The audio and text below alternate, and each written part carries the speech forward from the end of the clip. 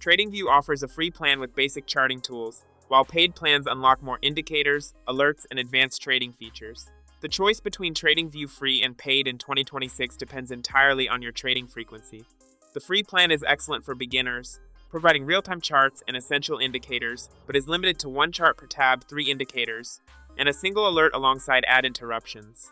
The paid plans are designed for active traders, removing ads and unlocking multi-chart layouts, unlimited indicators, faster data refreshes, and hundreds of active alerts for precise market tracking.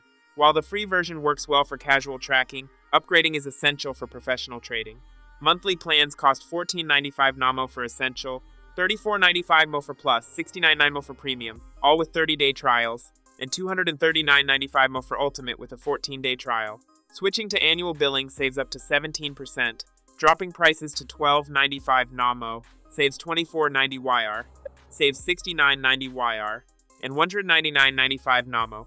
480 WAR. Reddit users say the free version is mainly for learning the basics, while paid plans unlock more useful features. Many users feel good products deserve support instead of expecting everything for free forever. Overall, it's best for users willing to pay for extra value and features.